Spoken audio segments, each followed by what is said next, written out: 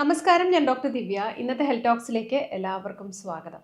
നല്ല ആരോഗ്യമുള്ള ഒരു ശരീരം നമുക്ക് വേണമെങ്കിൽ എന്തൊക്കെ ചെയ്യണം, എന്തൊക്കെ ചെയ്തുകൂടാ എന്നതിനെക്കുറിച്ചാണ് ഇന്നത്തെ എപ്പിസോഡിൽ നമ്മൾ പറയാൻ പോകുന്നത്. അപ്പോൾ എപ്പോഴും നമ്മൾ ഓരോ കാര്യങ്ങൾക്ക് വേണ്ടി, ഇപ്പോൾ വണ്ണം കുറയ്ക്കാൻ, വയറ് കുറയ്ക്കാൻ, മുടി വളരാൻ, സ്കിൻ നന്നാവാൻ എന്നൊക്കെ പറഞ്ഞ് ഓരോ കാര്യങ്ങൾ പറയാറുണ്ട്.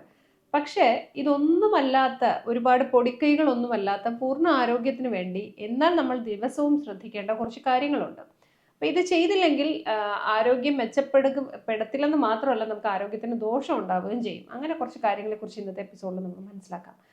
ആദ്യത്തെ കാര്യം എന്ന് പറയുന്നത് വെള്ളം കുടിക്കുന്ന കാര്യമാണ്. മിക്കവാറും ആൾക്കാരോട് ഞാൻ പറയാറുണ്ട്, ബോഡി വെയ്റ്റിനനുസരിച്ച് നമ്മൾ വെള്ളം കുടിക്കണം. അതായത് ഒരു ശരാശരി മനുഷ്യൻ ഒരു ദിവസം ഒരു ലിറ്റർ മുതൽ 1.5 ലിറ്റർ വരെ, ഒരു സാധാരണ മനുഷ്യൻ്റെ കാര്യം പറയുന്നത്, മിനിമം വെള്ളം കുടിച്ചിരിക്കണം. ഇനി മറ്റേതെങ്കിലും തരത്തിലുള്ള ആരോഗ്യ പ്രശ്നമുള്ള ആളാണെങ്കിൽ തീർച്ചയായിട്ടും നിങ്ങളുടെ ഡോക്ടറിൻ്റെ അഡ്വൈസ് പ്രകാരമാണ് നമ്മൾ വെള്ളം കുടിക്കേണ്ടത്. ഇത് ശ്രദ്ധിക്കേണ്ട ഒരു കാര്യമാണ് കേട്ടോ. അതൊന്ന്. ഇനി രണ്ടാമത്തെ കാര്യം എന്ന് പറഞ്ഞു കഴിഞ്ഞാൽ, വെള്ളം കുടിക്കുമ്പോൾ തന്നെ ചിലർ തീരെയും വെള്ളം കുടിക്കില്ല. മിക്കവാറും ഈ ഓഫീസിലൊക്കെ പോകുന്നവരോ യാത്ര ചെയ്യുന്നവരൊക്കെ പറയുന്നതെന്ന് പറഞ്ഞു കഴിഞ്ഞാൽ, വെള്ളം കുടിച്ചു കഴിഞ്ഞാൽ എനിക്ക് ഇടയ്ക്കിടയ്ക്ക് ടോയ്ലറ്റിൽ പോകണം തോന്നും. അപ്പോൾ ഈ ടോയ്ലറ്റ്സിന് വൃത്തിയില്ലാത്തത് കൊണ്ട് തന്നെ നമ്മൾ യാത്ര ചെയ്യുമ്പോൾ മാക്സിമം വെള്ളം കുടിക്കാതിരിക്കും. വീട്ടിൽ നിന്ന് ഇറങ്ങിക്കഴിഞ്ഞു കഴിഞ്ഞാൽ പിന്നെ തിരിച്ച് വീട്ടിൽ വന്നാലേ ടോയ്ലറ്റിൽ പോകുള്ളൂ. ഇങ്ങനെയുള്ളവർക്ക് ശരിക്കും പറഞ്ഞാൽ യൂറിനറി ഇൻഫെക്ഷൻ പോലുള്ള, പ്രത്യേകിച്ച് സ്ത്രീകളുടെ കാര്യം കേട്ടോ, യൂറിനറി ഇൻഫെക്ഷൻ പോലുള്ള കാര്യങ്ങൾ റെക്കറൻ്റ് ആയിട്ട്, അതായത് ഇടയ്ക്കിടയ്ക്ക് വന്നുകൊണ്ടേയിരിക്കും. ഇടയ്ക്കിടയ്ക്ക് വരുമ്പോൾ തീർച്ചയായിട്ടും ഇതിന് മുകളിലേക്ക്, അതായത് യൂറിനറി ട്രാക്റ്റിൽ നിന്ന് മുകളിലേക്ക് പോയിട്ട് കിഡ്നിയെ ബാധിക്കാൻ വരെയുള്ള ഒരു സാധ്യതയുണ്ട്. അപ്പോൾ അത് ഒരു വലിയ പ്രശ്നമായിട്ട് മാറാറുണ്ട്. അതുകൊണ്ട് അത് ശ്രദ്ധിക്കണം. നിങ്ങൾ മാക്സിമം അത്തരത്തിലൊരു ബാക്ടീരിയ, ഒരു കോളനി ഉണ്ടാക്കാനുള്ള ഒരു അവസരം ഉണ്ടാക്കി കൊടുക്കരുത്. വെള്ളം കുടിക്കുകയും ഒപ്പം നമ്മുടെ ബോഡിയിൽ നിന്ന് ഫ്ലഷ് ഔട്ട് ചെയ്യുന്ന പോലെ യൂറിനെ വെളി കളയുകയും വേണം. ഈ യൂറിൻ പോയില്ലെങ്കിൽ വേറൊരു കാര്യം എന്ന് വെച്ചാൽ കെട്ടി നിൽക്കുമ്പോൾ മറ്റൊരു കാര്യം എന്ന് പറഞ്ഞു കഴിഞ്ഞാൽ, അവിടെ റീനൽ കാൽക്കുലി അല്ലെങ്കിൽ നമ്മുടെ മൂത്രത്തിൽ കല്ലെന്നൊക്കെ നമ്മൾ പറയല്ലോ, അത് കിഡ്നിയുടെയോ അല്ലെങ്കിൽ ട്യൂബ്യൂൾസിൻ്റെയോ യൂറേറ്ററിൻ്റെയോ ഒക്കെ പല ഭാഗങ്ങളിലായിട്ട്, ബ്ലാഡറിൻ്റെ ഒക്കെ ഭാഗങ്ങളിലായിട്ട് ഇത്തരത്തിൽ സ്റ്റോൺ വരാനുള്ള ഒരു സാധ്യതയുണ്ട്. ഇത് പറഞ്ഞ് പേടിപ്പിക്കല്ല, പക്ഷേ ഇതിൻ്റെ ഒരു കോൺസിക്വൻസ് അല്ലെങ്കിൽ അനന്തര ഫലമാണ് ഞാൻ പറയുന്നത്. അതൊരു കാര്യം. പിന്നൊരു കാര്യം എന്ന് പറഞ്ഞു കഴിഞ്ഞാൽ, നമുക്ക് സ്കിന്നിന് ബുദ്ധിമുട്ടുണ്ടാവാം, ഹെയർ ഫോൾ ഉണ്ടാവാം, എക്സ്ട്രീം ഡ്രൈനെസ് ഉണ്ടാവാം, കോൺസ്റ്റിപ്പേഷൻ ഉണ്ടാവാം. ഇത്രയും കാര്യങ്ങളും ഈ വെള്ളം തീരെ കുടിക്കാതിരുന്നാലുള്ള പ്രശ്നം. പിന്നെ മറ്റൊരു കാര്യം എന്ന് പറഞ്ഞു കഴിഞ്ഞാൽ, നമുക്ക് വെള്ളം കൂടുതൽ കുടിക്കുന്ന ആൾക്കാരുടെ കാര്യം പറയുന്നത്. അതായത് ചിലർ പറയും, ഞാൻ 5 ലിറ്റർ വെള്ളം ഒരു ദിവസം കുടിക്കും, അല്ലെങ്കിൽ 4 ലിറ്റർ, 5 ലിറ്റർ, 6 ലിറ്ററൊക്കെ കുടിക്കുന്നവരുടെ കാര്യം പറയാറുണ്ട്. അത്തരത്തിൽ നിങ്ങൾ കുടിക്കുന്നുണ്ടെങ്കിൽ തീർച്ചയായിട്ടും നിങ്ങളുടെ ബോഡി വെയ്റ്റിനനുസരിച്ചും നിങ്ങളുടെ നീഡിനനുസരിച്ചും, ഇപ്പോൾ ഉദാഹരണം പറയാം, നിങ്ങളൊരു അത്ലറ്റാണ്, അതല്ലെങ്കിൽ നിങ്ങൾ കായികമായിട്ട് ഒരുപാട് അധ്വാനിക്കുകയും ഒരുപാട് വിയർക്കുകയും ചെയ്യുന്ന ആളാണെങ്കിൽ, നിങ്ങളുടെ ഡോക്ടറിൻ്റെ അഡ്വൈസ് പ്രകാരം, അല്ലെങ്കിൽ നിങ്ങളുടെ ബോഡി കോൺസ്റ്റിറ്റ്യൂഷൻ, നമ്മുടെ ഒരു ശരീരഘടനയുടെ ഭാഗമായിട്ട് നമുക്ക് ആ വെള്ളം ആവശ്യമുണ്ടെങ്കിൽ മാത്രം കുടിക്കുക. അല്ലാതെ ഈ പറഞ്ഞതുപോലെ ചില യൂട്യൂബ് ചാനലിലൊക്കെ ഒരുപാട് 6 ലിറ്റർ വെള്ളം കൂടി 7 ലിറ്റർ വെള്ളം കുടിക്കുന്നൊക്കെ പറയുന്നത് കേട്ടിട്ടുണ്ട്. ഇതൊരിക്കലും നമുക്ക് നല്ലതല്ല. അമിതമായാൽ അമൃതം വിഷം എന്ന് പറയുന്നത് പോലെ നമ്മൾ ഇതൊക്കെ ഫിൽട്ടർ ചെയ്യുന്നത് കിഡ്നിയുടെ ഒരു ഫങ്ഷനാണ്. അതിനെ ഓവറായിട്ട് ലോഡ് കൊടുത്തിട്ട് നമ്മളതിനെ തകരാറിലാക്കാൻ വേണ്ടി നിൽക്കരുത്. അതുകൊണ്ട് ഞാൻ പറഞ്ഞതുപോലെ ഒരു ബോഡി വെയ്റ്റിനനുസരിച്ച് വെള്ളം കുടിക്കുക എന്നുള്ളത്, വെള്ളം കുടിക്കുന്നതിനെ കുറിച്ച് ഞാൻ ഓൾറെഡി വീഡിയോ ഇട്ടിട്ടുണ്ട്, അപ്പോൾ അതുകൊണ്ട് അതിനെക്കുറിച്ച് കൂടുതൽ ഞാൻ പറയാത്തത്. അപ്പോൾ ഇത് ഈ ഒരു ലിറ്റർ വെള്ളം അല്ലെങ്കിൽ ഒരു 1.5 ലിറ്റർ വെള്ളം നമ്മൾ ഒരു ദിവസം മിനിമം കുടിക്കാനായിട്ട് നോക്കുക. അതൊന്ന്. രണ്ടാമത്തെ കാര്യം എന്ന് പറഞ്ഞു കഴിഞ്ഞാൽ, നമ്മൾ ഭക്ഷണം കഴിക്കുന്ന രീതി. അതായത് ഭക്ഷണം കഴിക്കുന്ന രീതി എന്ന് പറഞ്ഞാൽ പലരും പല രീതിയിലാണ്. ഈ പറഞ്ഞതുപോലെ ചിലർ തീരെയും ഭക്ഷണം കഴിക്കില്ല, ചിലർ നന്നായി ഭക്ഷണം കഴിക്കും. അതായത് തീരെയും ഭക്ഷണം കഴിക്കാത്തവരുടെ ഒരു അവസ്ഥ എന്ന് പറഞ്ഞാൽ, എന്ത് കഴിച്ചാലും, ഇപ്പോൾ ചിലർ മുടി കൊഴിച്ചിലൊക്കെ ആയിട്ട് വരും. അപ്പോൾ നമ്മൾ ഭക്ഷണത്തിൻ്റെ കാര്യം ചോദിക്കുമ്പോൾ അവർ പറയുന്നത് പറഞ്ഞാൽ, രാവിലെ എന്തെങ്കിലും സ്മൂത്തി പോലുള്ള കാര്യങ്ങൾ, ഉച്ചയ്ക്ക് എന്തെങ്കിലും ഒരു ഫ്രൂട്ട്, മേ ബി എന്തെങ്കിലും ഒരു ആപ്പിളോ അങ്ങനത്തെ എന്തെങ്കിലും ആയിരിക്കും. രാത്രിയിൽ ഒന്നും കഴിക്കാറില്ല. അതിന് പകരം വല്ല ഈ ബട്ടർ കോഫി എന്ന് വെച്ചാൽ കോഫിക്കകത്ത് ബട്ടർ ഇട്ട് കഴിക്കുക, അല്ലെ അങ്ങനത്തെ എന്തെങ്കിലുമൊക്കെ. പക്ഷേ ഇത് ശരിക്കും പറഞ്ഞാൽ വളരെ തെറ്റായ ഒരു ഡയറ്റിംഗ് രീതിയാണ്. നമുക്ക് ഒരുപാട് ആരോഗ്യ പ്രശ്നങ്ങൾ ഉണ്ടാകാനുള്ള ഒരു സാധ്യതയുണ്ട്. ഇപ്പം വയറിനകത്ത് വരുന്ന അൾസർ മുതൽ പിന്നെ നമുക്ക് നെഞ്ചിരിച്ചിൽ, പുളിച്ചിതകിട്ടൽ, അതുപോലെ തന്നെ മാൽന്യൂട്രീഷൻ എന്ന് വെച്ചാൽ നമുക്ക് ശരിയായ അളവിൽ ആരോഗ്യത്തിന് വേണ്ടിയിട്ട് ആഹാരം ഇല്ലാതാവും. നമ്മൾ വയ്ക്കും പയറോ കടലയോ അങ്ങനത്തെ സാധനങ്ങളൊന്നും പ്രോട്ടീന് വേണ്ടി, അപ്പോൾ എന്തെടുക്കുന്ന പയറ്, കടല, മുട്ട കഴിച്ചാൽ വെയിറ്റ് കൂടുമെന്ന് പറഞ്ഞിട്ട് അങ്ങനെ കഴിക്കാത്ത ആൾക്കാരുണ്ട്. എന്ന് വെച്ചാൽ ഒരു മുട്ട പോലും ഒരു ദിവസവും കഴിക്കുന്നില്ല, അങ്ങനത്തെ ഒരു രീതി. അപ്പോൾ അങ്ങനെ വരുമ്പോഴും നമുക്ക് ഈ ഒരു പ്രശ്നം നമ്മളെ അലട്ടാനുള്ള ഒരു സാധ്യതയുണ്ട്. അപ്പോൾ അതുകൊണ്ട് തീരെയും ഡയറ്റ് ചെയ്തിട്ട് ആരോഗ്യം നശിക്കുന്ന രീതിയിലേക്ക് നമ്മൾ പോകാതിരിക്കുക. അത് ഒരു കാര്യം. അപ്പോൾ പിന്നെ ഭക്ഷണം കഴിക്കുന്ന കാര്യം പറഞ്ഞല്ലോ, ചിലർ അമിതമായിട്ട് ഭക്ഷണം കഴിക്കുമെന്ന് പറയുമ്പോൾ എന്താ കഴിക്കുന്നത്, ഏതാ കഴിക്കുന്നത്, അങ്ങനെയൊന്നുമില്ല.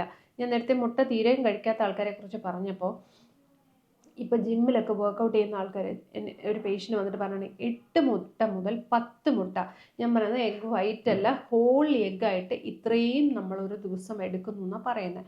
പക്ഷേ ഇത്രയും ഒരു ഹോൾ എഗ്ഗായിട്ട് ഇത്രയും ഒരെണ്ണത്തിൻ്റെ ആവശ്യം നമുക്ക് അത്രത്തോളം ഇല്ലാത്തൊരാളാണ്. അതൊരു കുട്ടിയായിരുന്നു എന്നുവെച്ചാൽ ഒരു 16-17 വയസ്സുള്ള ഒരാളുടെ കാര്യം പറയുന്നത്. എല്ലാ ദിവസവും ഇങ്ങനെ എടുക്കുന്നുണ്ട് എന്നാണ് പറയുന്നത്. അപ്പോൾ 8-10 മുട്ട കഴിക്കാൻ തീർത്തും നമ്മൾ റെക്കമെൻഡ് ചെയ്യുന്നില്ല. ഒരു ദിവസം ഒരു ഹോൾ എഗ് എന്ന് പറയുമ്പോൾ ഒരെണ്ണം കഴിക്കാം. അത്യാവശ്യം വർക്കൗട്ട് ചെയ്യുന്നവരാണെങ്കിൽ 2 കഴിക്കാം. എഗ് വൈറ്റ് ആണെങ്കിൽ പ്രോട്ടീൻ സോഴ്സാണ്, അത് നമുക്കൊരു 6-7 എടുക്കാം. നമ്മൾ വർക്കൗട്ട് ചെയ്യുന്നതനുസരിച്ച് ഒരു 10 വരെയൊക്കെ നമുക്ക് എടുക്കാം. പക്ഷെ അതൊക്കെ നമ്മൾ ബോഡി വെയ്റ്റിൻ്റെയും നിങ്ങളുടെ ഏജിൻ്റെയും നിങ്ങളുടെ ശരീരത്തിൻ്റെ കണ്ടീഷനും ഒക്കെ അനുസരിച്ചാണ് അതിനെ റെക്കമെൻഡ് ചെയ്യുന്നത്. അതുകൊണ്ട് ഇങ്ങനെ ഒരു യൂട്യൂബിനകത്തുകൂടെ നമുക്ക് ഈ ഒരു രീതിയിൽ റെക്കമെൻഡ് ചെയ്ത് വിളിച്ച് പറയാനൊന്നും പറ്റത്തില്ല. അപ്പോൾ ഈ അൺഹെൽത്തി ആയിട്ടുള്ള ഡയറ്റ് ഹാബിറ്റ്സ്, പിന്നെ ഒരുപാട് രീതിയിലുള്ള മധുരം കഴിക്കുക, ഒരുപാട് സോഫ്റ്റ് ഡ്രിങ്ക്സ് കുടിക്കുക, ഇങ്ങനെയൊക്കെയുള്ള അമിതമായ എണ്ണ, വറുത്തത്, പൊരിച്ചത്, ഇപ്പോൾ വന്നേക്കുന്ന മന്തി, കുബൂസ്, അങ്ങനത്തെ സാധനങ്ങൾ, കുബൂസും മയണൈസും അങ്ങനെയൊക്കെ ഒരുപാട് കഴിക്കുന്ന ആൾക്കാരുണ്ട്. അപ്പോൾ അത്തരത്തിലുള്ള ഹാബിറ്റ്സ് ഉണ്ടെങ്കിൽ തീർച്ചയായിട്ടും നമ്മളത് കുറയ്ക്കേണ്ടത് അത്യാവശ്യമാണ്. ഇനി മൂന്നാമത്തെ കാര്യം എന്ന് പറഞ്ഞു കഴിഞ്ഞാൽ എക്സസൈസിൻ്റെ കാര്യം. ചിലർ നന്നായിട്ട് എക്സസൈസ് ചെയ്യും, ചിലർ തീരെയും എക്സസൈസ് ചെയ്യത്തില്ല. ഇത് രണ്ടും പ്രശ്നമാണ്. ഇപ്പോൾ എന്നെ സംബന്ധിച്ച് നമ്മൾ പറയുകയാണെങ്കിൽ ഇപ്പോൾ പല പേഷ്യൻസിനെയും കാണുന്നു പറഞ്ഞാൽ ഒരു ശരീരം അനക്കവും കാണത്തില്ല. എന്ന് വെച്ചാൽ അവർ സ്റ്റെപ്പ് കയറില്ല, നടക്കില്ല, വീട്ടിലെ ജോലി ചെയ്യില്ല, മുറ്റൊന്നും അങ്ങനെ ഒരു അനക്കവും ഇല്ല, ഒരു വർക്കൗട്ടും ചെയ്യത്തില്ല. പക്ഷെ ഭക്ഷണം എല്ലാം കറക്റ്റായിട്ട് സാധാരണ കഴിക്കുന്ന പോലെയും വറുത്തതും പൊരിച്ചതും എല്ലാം കഴിക്കുന്നുണ്ട്. അത് നമുക്ക് കൊളസ്ട്രോൾ പോലുള്ള കാര്യങ്ങൾ ഉണ്ടാക്കാനും ഡയബറ്റിക് ആവാനുള്ള ഒരു സാധ്യതയൊക്കെ കൂട്ടുകയാണ് ചെയ്യുന്നത്. ആവും നിർബന്ധമല്ല, കൂട്ടുമെന്ന് നമുക്ക് പറയാൻ പറ്റുള്ളൂ, സാധ്യത കൂടുതല. ഇനി മറ്റൊരു കാറ്റഗറി ഉണ്ട്, ഭയങ്കര ഫിറ്റ്നസ് ഫ്രീക്കായിരിക്കും. എന്നുവെച്ചാൽ ഫുൾ ടൈം വർക്കൗട്ട് ചെയ്യണം എന്നുള്ളൊരു ആഗ്രഹം മാത്രമേ കാണത്തുള്ളൂ. ഇങ്ങനെയുള്ളൊരു ഡയറ്റ് പാലിക്കുമ്പോഴും ഒക്കെ എന്ന് പറഞ്ഞു കഴിഞ്ഞാൽ വളരെ അൺഹെൽത്തി ആയിട്ടുള്ളൊരു ഡയറ്റ് ഹാബിറ്റ്സ് അവർ ഫോളോ ചെയ്യും. അതുപോലെ വർക്കൗട്ട് ചെയ്യുമ്പോഴും ഡെഡ് ലിഫ്റ്റ് പോലുള്ള കാര്യങ്ങൾ, പ്രത്യേകിച്ച് സ്ത്രീകൾ, ഇപ്പോൾ നമ്മൾ ജിമ്മിലൊക്കെ ജോയിൻ ചെയ്ത് കഴിയുമ്പോൾ ആദ്യത്തെ ഒരു ആവേശത്തിന് നമുക്ക് ആ മസിൽ സ്ട്രെങ്തൻഡ് ആവുന്നതിന് മുമ്പ് തന്നെ ചിലർ അത്തരത്തിലുള്ള കാര്യങ്ങൾ ചെയ്യും. തീർച്ചയായിട്ടും അത് നടുവിന് കേടാണ്. പല ഓർത്തോ ഡോക്ടേഴ്സും പറയുന്ന ഒരു കാര്യം തന്നെയാണ്. അത്തരത്തിലുള്ള ചെയ്യുമ്പോഴത്തേക്കും നമുക്ക് സ്ട്രെങ്ത് ഇല്ലെങ്കിൽ തീർച്ചയായിട്ടും നമുക്ക് ബുദ്ധിമുട്ട് വരാമെന്ന്. അതുകൊണ്ട് സ്ട്രെങ്ത് ട്രെയിനിങ് നല്ലതാണ്, അത് നല്ലതല്ലെന്നല്ല പറയുന്നത്. നമ്മൾ സൂംബ ചെയ്യുന്ന പോലെ, ഡാൻസ് ചെയ്യുന്ന പോലെ, വർക്കൗട്ട് ചെയ്യുന്ന പോലെ അതിൻ്റെ കൂടെ നമ്മൾ ഏജ് അഡ്വാൻസ് ചെയ്യുന്നതോറും ചെറിയ വെയ്റ്റ്സ് എടുത്ത് നമ്മൾ സ്ട്രെങ്ത് ട്രെയിനിങ് ചെയ്യണം. അത് നമ്മുടെ മസിൽസിനെ സ്ട്രെങ്തൻ ചെയ്യാനും ബോണിനെ കുറച്ചും കൂടെ സ്ട്രോങ് ആക്കി വെക്കാനും, എന്ന് വെച്ചാൽ കാൽഷ്യം ഡെപ്ലീഷൻ, ബോണിൽ നിന്ന് കാൽഷ്യം പോകുന്നതും ഓസ്റ്റിയോപോറോസിസ് അല്ലെങ്കിൽ എല്ലുകളുടെ ഡെൻസിറ്റി കുറയുന്നതൊക്കെ തടയാൻ വേണ്ടിയിട്ടും നമുക്ക് ഇത്തരത്തിൽ വെയ്റ്റ്സ് നല്ലതാണ്.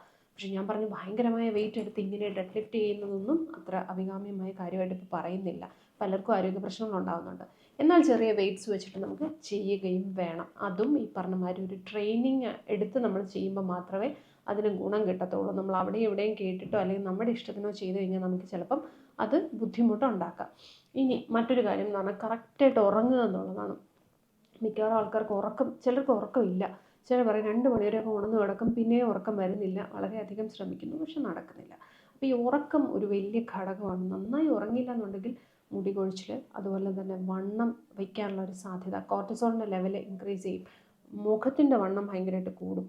അപ്പോൾ അത്തരത്തിലുള്ള പഫിനെസ്സും കാര്യങ്ങളൊക്കെ നമുക്ക് വരാനുള്ള ഒരു സാധ്യതയുണ്ട്. അപ്പോൾ ഉറക്കം കറക്റ്റ് ചെയ്യുക. പിന്നെ നമുക്ക് ജോലിയൊക്കെ ചെയ്യുന്ന അല്ലെങ്കിൽ ക്രിയേറ്റീവായിട്ടൊക്കെ വർക്ക് ചെയ്യുന്നവരാണെങ്കിൽ ചിന്തിക്കാനുള്ള ശേഷിയും കൂടെ കിട്ടത്തില്ല നമ്മൾ ഉറങ്ങാതിരുന്നു കഴിഞ്ഞാൽ. ഇങ്ങനെയുള്ള ചില പ്രശ്നങ്ങളുണ്ട്. പിന്നെ അമിതമായിട്ട് സ്ട്രെസ് എടുക്കുക എന്നുള്ളതാണ്. അപ്പോൾ ഈ സ്ട്രെസ് എടുക്കും തോറും തീർച്ചയായിട്ടും നമുക്കൊരു മെറ്റബോളിസത്തിൽ മാറ്റം വരാം, നമ്മുടെ മൂഡ് വല്ലാതെ മാറി ചേഞ്ച് ചെയ്ത് പോകാം. അപ്പോൾ അതുകൊണ്ട് എന്തിലെങ്കിലും എൻഗേജ്ഡ് ആയിരിക്കുക എന്നാണ് നമ്മളെപ്പോഴും പറയുന്നത്. സ്ട്രെസ്സ് കുറയ്ക്കാൻ എന്ത് ചെയ്യാമെന്ന് ചോദിച്ചു കഴിഞ്ഞാൽ ഒന്നും ചിന്തിക്കാതിരിക്കുമ്പോൾ നമുക്ക് അത്ര സ്ട്രെസ്സ് വരില്ല. അപ്പം അതുകൊണ്ട് ആ ചിന്ത, നമുക്ക് അനാവശ്യമായ ചിന്തകൾ ഇല്ലാതാക്കാനായിട്ട് നമ്മൾ നന്നായിട്ട് എന്തെങ്കിലുമൊക്കെ എന്താ പറയുക, ജോലിയിൽ വ്യാപൃതരാകുക അല്ലെങ്കിൽ എൻഗേജ്ഡ് ആവുക. ജോലി എന്നുള്ളതിനെക്കാട്ടിലും മെൻ്റലി ഹാപ്പി ആവുന്ന എന്തെങ്കിലും നമ്മൾ ടൈം ഇൻവെസ്റ്റ് ചെയ്തിരിക്കുകയാണെങ്കിൽ കുറച്ചുകൂടെ നല്ലതായിരിക്കും. അപ്പം ഞാൻ ഇന്ന് പറഞ്ഞ കാര്യങ്ങൾ എന്തൊക്കെ ചെയ്യണം എന്ന് പറഞ്ഞതുപോലെ തന്നെ എന്തൊക്കെ ചെയ്തുകൂടാ എന്നൊരു കാര്യത്തെക്കുറിച്ചും പറഞ്ഞു. പിന്നെ ഒരു ബാലൻസ്ഡ് ആയിട്ടുള്ള ഒരു ഡയറ്റ്, കറക്റ്റ് ഉറക്കം, നന്നായി വെള്ളം കുടിക്കുക, പിന്നെ ടെൻഷൻ ഫ്രീ ആയിരിക്കുക. ഇങ്ങനത്തുള്ള കാര്യങ്ങൾ ശ്രദ്ധിച്ചു കഴിഞ്ഞാൽ തീർച്ചയായിട്ടും ആരോഗ്യം നമുക്ക് വരും. ചെറിയ ചെറിയ കാര്യങ്ങൾക്ക് വേണ്ടി ടെൻഷൻ അടിക്കുകയും അല്ലെങ്കിൽ പിന്നെ വേറെ എടുത്ത് പറയേണ്ട വേറൊരു കാര്യം, പലതരം ഡയറ്റുകൾ ട്രൈ ചെയ്യുന്ന കേട്ടോ. ചിലർ പറയും ഈ ഡയറ്റ് നല്ലതാണ്, ക്രാഷായിട്ട് മറ്റൊരു ഡയറ്റ് നല്ലതാണെന്ന് പറയുമ്പോൾ നമുക്ക് ഒരു ന്യൂട്രീഷ്യസ് ആയിട്ട്, അതായത് വൈറ്റമിൻസും മിനറൽസും കാൽഷ്യം എല്ലാം അടങ്ങിയിട്ടുള്ള ഒരു ഡയറ്റ് അല്ലാത്തൊരു രീതി തീർച്ചയായിട്ടും നമ്മൾ ഫോളോ ചെയ്യാൻ പാടില്ല, നമുക്ക് ബുദ്ധിമുട്ടുണ്ടാക്കുകയും ചെയ്യും. അപ്പോൾ ഞാൻ ഇന്ന് പറഞ്ഞ കാര്യങ്ങൾ തീർച്ചയായിട്ടും നിങ്ങൾക്ക് ഉപകാരപ്രദമായി കാണുമെന്ന് പ്രതീക്ഷിക്കുന്നു. Thank you so much and keep watching.